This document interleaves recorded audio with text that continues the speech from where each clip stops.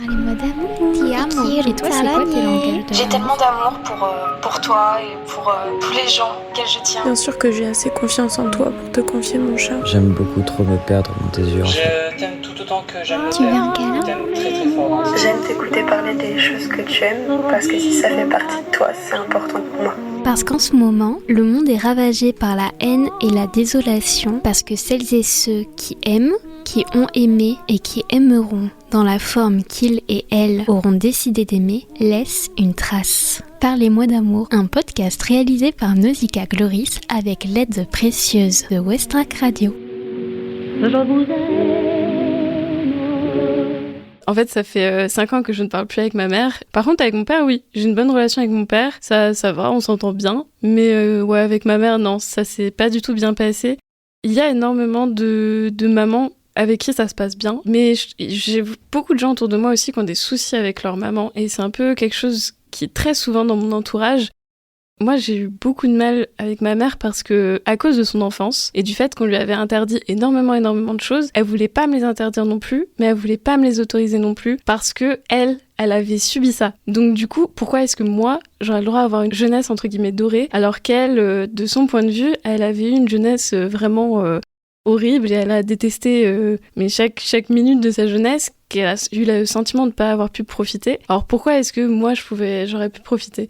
Et du coup, c'est pour ça que j'ai pas une très bonne relation avec ma mère et qu'on a décidé de couper les ponts parce que moi, je me voyais plus entretenir une relation avec elle et c'était vraiment trop compliqué en fait. Le moindre truc, quand j'avais commencé à avoir un copain du coup à l'âge de 16-17 ans, tout de suite, elle avait commencé à me traiter avec des mots très forts parce que elle avait pas pu faire ça en fait à son âge, chose qui était toute banale d'avoir les premiers copains, premières relations, etc. Et elle a très démonistifié un peu tout ça. Du coup, c'est pour ça que j'ai complètement coupé les ponts et je pense que c'est vraiment pour le mieux. Et donc du coup, j'ai eu affaire à tout ce qui est côté justice, etc. où elle a dû... j'ai dû demander une pension parce que c'est normal pour mon père. Et encore une fois, elle a utilisé des mots très très forts devant des juges. C'est un peu particulier. Mais voilà, c'est bête, mais il y a beaucoup de gens qui disent aussi qu'il faut toujours essayer de garder contact avec sa famille. Moi, de mon conseil que je peux donner, c'est pas toujours une bonne idée. Parfois, vaut mieux mettre fin et revenir plus tard plutôt que d'essayer d'entretenir un truc qui est mauvais et qui est pas bon et qui nous apporte rien, quoi. Si ça peut aider des personnes à l'entendre, moi ça me va, parce que c'est vrai que je pense qu'il y a beaucoup de gens à qui on dit ces choses, il faut rester en contact avec la famille, et je trouve que c'est bien d'avoir une autre voix qui dit non, pas forcément, c'est ok aussi de plus avoir de contact et juste peut-être de revenir plus tard ou jamais, et voilà quoi. So I never really knew you. God, I really tried to. Blindsided, addicted. Thought we could really do this, but really I was foolish. Hindsight, it's obvious. Talking with my lawyer, she said, where'd you find this guy? I said, young people fall in love with the wrong people sometimes. Some mistakes get made, that's alright, that's okay. You can think that you're in love when you're really just in pain. Some mistakes get made, that's alright, that's okay. In the end it's better for me, that's the moral of the story, babe.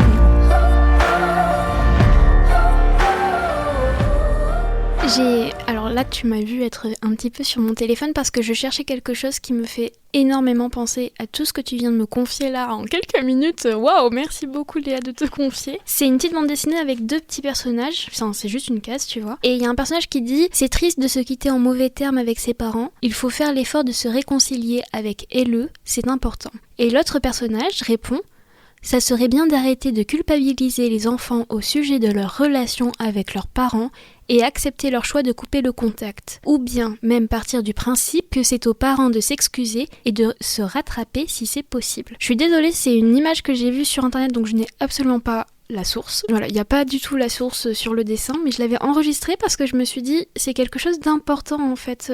Oui, et c'est vrai qu'il y a énormément de culpabilisation de la part des enfants, où il faut toujours à tout prix s'excuser avec les parents, pas se quitter en mauvais termes, sauf qu'en fait, des fois, il y a juste pas le choix en fait, et c'est très compliqué pour certaines personnes de le comprendre. Il y a cette pression aussi, alors parfois des grands-parents, des au-dessus, des oncles, des tantes, etc. Il peut y avoir aussi, moi j'ai pas eu cette pression-là, mais il peut aussi y avoir la pression entre les deux parents quand on a les parents divorcés. Ah bah oui, mais vaut mieux, faut que t'arrêtes de t'entendre avec papa ou faut que t'arrêtes de t'entendre avec maman. Et en fait, c'est vrai que c'est très compliqué d'arriver à prendre cette propre décision. Et il y a une grosse introspection qu'il y a à faire avec soi-même et avec cette histoire, et de se dire...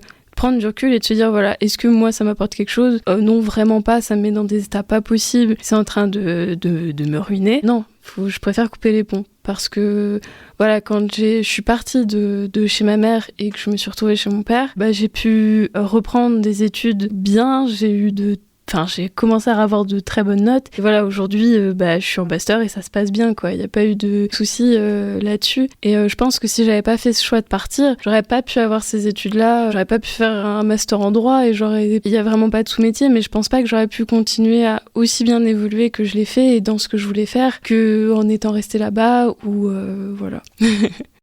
Depuis toute petite, on nous dit il faut aimer notre mère parce que de toute façon c'est la personne qui te donne la vie. Donc il y a une sorte de tu dois aimer tes parents mais surtout ta mère quoi qu'il arrive, parce que c'est comme ça, c'est presque génétique en fait.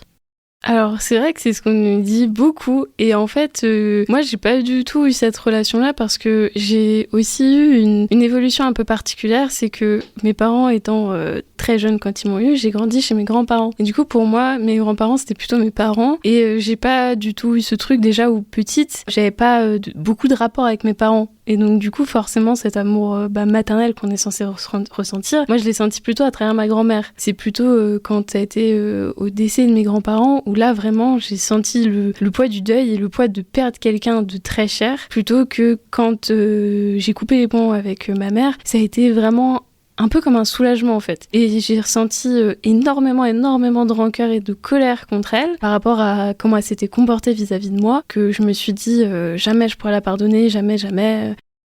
J'ai énormément de ressenti de colère, mais à aucun moment je me suis dit cet amour me manque, parce que j'ai jamais ressenti. Donc c'est pour ça que quand on dit l'amour maternel ça existe, etc., il y a forcément un amour maternel, moi je suis pas d'accord, et je pense pas que... Et d'ailleurs on le voit à travers l'histoire, c'est que l'amour maternel, c'est vraiment quelque chose qui est arrivé dans le siècle dernier, où même maintenant, je trouve qu'il y a vraiment La société est pas très sympa avec les mamans, aujourd'hui, non plus, au-delà de mes circonstances à moi.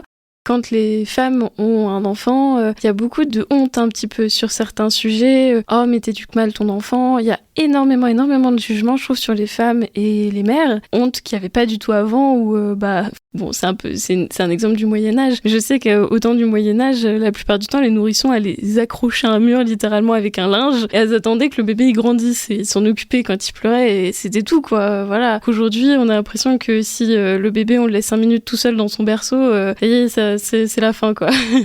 Donc c'est pour ça, non, je pense pas que l'amour maternel soit vraiment quelque chose qui existe. Tu penses que c'est une invention ? Oui, je pense que c'est une invention, et je pense qu'il y a plein de gens qui vont pas être d'accord, mais voilà, je pense que faut pas faut pas se forcer quand j'entends autour de moi des gens qui vont avoir des enfants et qui vont après être un peu déboussolés dans leur rôle de mère aussi et leur rôle de père, à pas trop savoir comment, et des fois juste entre l'enfant et le parent, ça a beau être l'enfant, il y a comme un décalage qui se fait en fait. Il y a un amour quand même, il y a quelque chose, un lien, mais il est pas... C'est-à-dire que si jamais cette personne-là était quelqu'un dans la rue, je m'entendrais pas avec. Ce serait un inconnu, je m'entendrais pas du tout avec. Et c'est un peu le côté, parce que c'est mon père ou parce que c'est ma mère, il faut qu'on s'entende bien. Sauf que ce serait n'importe qui d'autre, on pourrait pas en fait, ce serait pas possible. Et du coup, c'est pour ça que je pense que voilà, c'est un peu une pression qu'on met, ce côté, il faut absolument aimer. Et je pense que l'amour, on peut le tirer de plein d'autres personnes, beaucoup plus intéressantes parfois, plutôt que de vouloir à tout prix peser ce rôle sur les parents. Voilà, déjà, on a un toit, ils nous nourrissent et puis ça se passe bien, on a à peu près de bonnes relations, c'est déjà pas mal. Et c'est vrai que cet amour, j'ai préféré largement, plutôt que de l'avoir à travers ma mère, l'avoir à travers mes grands-parents avec qui j'avais une vraie relation de confiance, d'amour, voilà, plutôt que de le chercher à travers une personne qui avait pas forcément envie de m'en donner, parce qu'à l'époque, voilà, elle, c'était sa carrière qui l'intéressait et pas vraiment avoir un enfant. Plutôt, voilà, de vouloir le rechercher à tout prix à travers quelqu'un qui avait pas envie de me le donner. De toute façon, quand on se force, ça fonctionne jamais.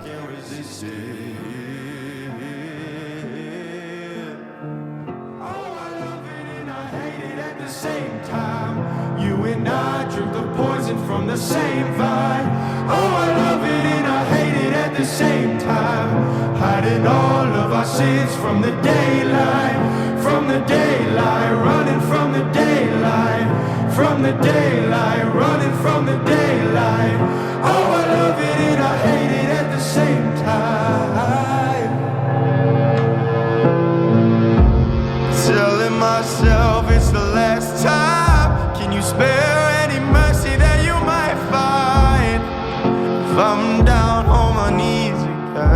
La personne qui t'a mise au monde, tu la considères comme ta mère, comme ta maman, ou comme ta génitrice, ou comme un autre mot?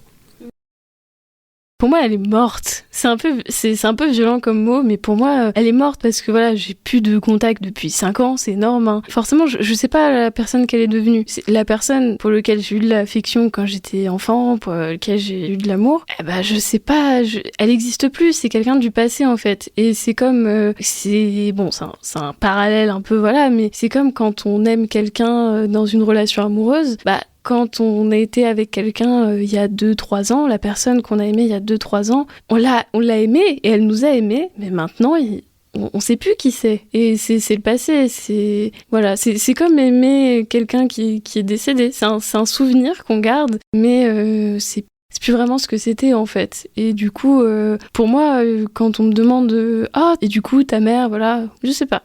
Je sais pas, c'est quelqu'un, voilà, pour moi, elle est morte.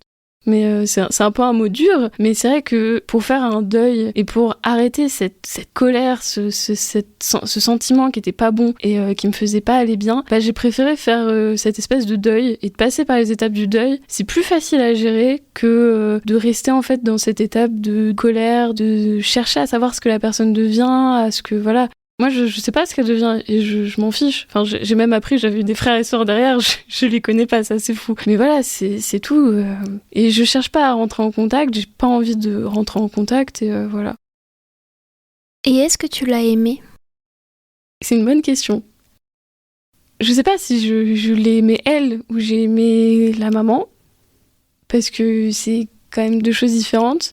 Honnêtement, je sais pas. Parce que j'ai pas vraiment beaucoup grandi avec elle. Quand j'étais petite, du coup, c'était pas elle qui s'occupait de moi. Après, plus tard, c'était pas encore vraiment elle. Enfin, voilà. Du coup, je sais pas. Il y a des côtés chez elle que j'ai aimés. Il y a des côtés chez elle que je garde, que j'ai parce que elle a quand même eu une influence sur moi. Il y a, donc, du coup, dans ma personnalité, certains morceaux que je sais qui viennent d'elle. Et ça a été assez dur de se dire, ah oui, ça, la personne pour laquelle j'ai eu énormément de haine, elle fait quand même partie de moi. Et il y a des choses qui font partie de moi, et même sur un truc tout basique qu'est le physique, et ça aussi, ça fait partie de moi. Et j'ai dû l'accepter, et j'aime ces parties de moi aussi. J'aime le fait que j'ai les yeux marrons comme elle, que j'ai les cheveux marrons comme elle, et finalement, j'ai fini par les chérir parce que ça fait partie de moi, et il fallait que je les accepte aussi. Et puis, c'est joli d'avoir les cheveux marrons et les yeux marrons. J'aime chez elle ces petits morceaux que j'ai décidé aussi de garder, mais elle tout entière, il y a des choses qui s'est passé par des actions qui ont fait que la question se pose pas en fait. Et d'ailleurs quand tu m'as posé la question, j'ai pas su quoi répondre parce que je sais pas et je préfère même pas y penser en fait. Et ce qui est assez bizarre, c'est que autant parfois pour une personne vraiment décédée pour le coup, on sait si on l'a aimé ou pas, on le sait. I can't open up to you. Me and my friends are lonely. I don't know what to do. I always figured I'd be the one to die alone.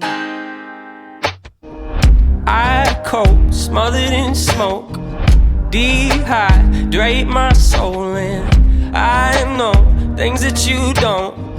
I've met murdering folk, and they took one of our own. They took our innocent home.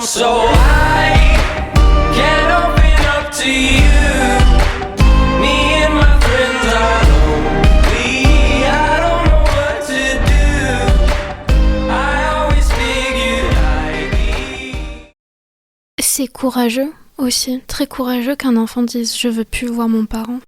Alors, moi, j'en étais arrivée à un stade où j'ai pas trop eu le choix non plus de partir. J'en étais arrivée à un stade où, en fait, elle voulait me punir vraiment de tout. Et donc, j'avais plus le droit de sortir. Elle m'avait enfermée, en fait, chez ma grand-mère. Et j'avais pas le droit à avoir un contact extérieur. J'avais pas le droit à Internet, pas le droit à mon téléphone. J'avais le droit à rien, en fait. Ça, c'était pendant le mois de juillet. Et comme mes parents étaient divorcés, j'avais mois de juillet, mois d'août. Et donc quand je suis partie chez mon père, en fait, je dis à mon père, là, c'est terminé, je reste chez toi. Je peux plus, c'est plus possible. Je le sentais. Et il y avait ce truc du, si je reste, je vais niquer ma vie. Et vraiment, c'était un choix où c'était de la survie, en fait. Où il y a un moment, il y a un déclic qui se fait. Si maintenant je ne pars pas, c'est la merde.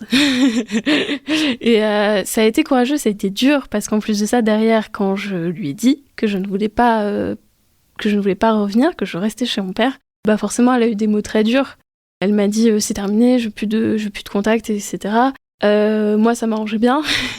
Ça l'a pas empêché d'essayer d'avoir quand même des contacts avec moi, en essayant notamment de faire des choses très petites. Quand on est au lycée, encore j'avais 16-17 ans, je rentrais en terminale et donc elle a contacté mon lycée pour faire en sorte que je sois en interne, pour que je ne puisse pas sortir comme je voulais. La proviseure du lycée avait dit mais non en fait c'est le père qui a la garde donc non on va pas la mettre en interne, voilà. Elle est en externe, elle reste en externe. Et voilà, elle a essayé pendant mon année terminale, comme j'étais encore mineure, un petit peu de m'embêter, voilà, un peu à droite à gauche.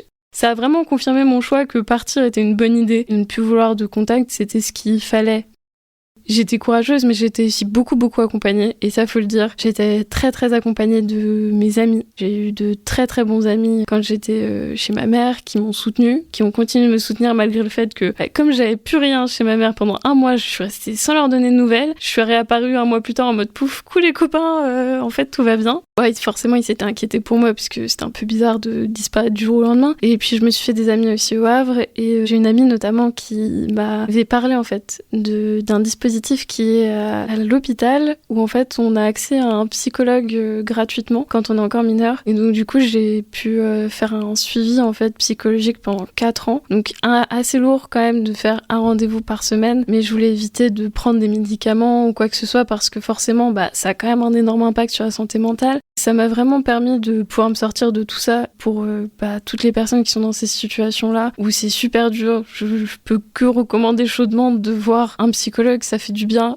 Moi, le pauvre, je m'en servais un peu comme d'un punching ball humain où juste, quand j'avais énormément de colère, fallait que ça sorte, je sortais ma colère, ou quand il fallait que je pleure, je pleurais. Et c'était vraiment une espèce de petit cocon qui m'a fait énormément de bien. Et ça m'a permis aussi, je voulais pas non plus tout remettre sur le dos de mon père, chez qui je venais de débarquer, et je voulais pas non plus... je trouvais pas que c'était son rôle de subir tout ça. Déjà que c'était un peu compliqué de s'adapter, de se réadapter à vivre ensemble. Donc, franchement, l'accompagnement que j'ai eu d'un point de vue médical ou même de côté de la famille de mon père a vraiment été là, et j'ai eu beaucoup de chance parce que d'un côté ça allait pas mais de l'autre ça allait, et je sais qu'il y a des gens qui ont pas de chance parce que eux c'est des deux côtés, et j'avoue que ça doit être vraiment très très dur parce que j'ai pu voir le bout du tunnel, et malheureusement il y en a, il faut qu'ils attendent plus longtemps parce que moi à 16-17 ans c'est bon, j'étais tranquille, j'avais fait le choix de partir. Mais pour ceux qui sont coincés avec les deux parents, bon courage.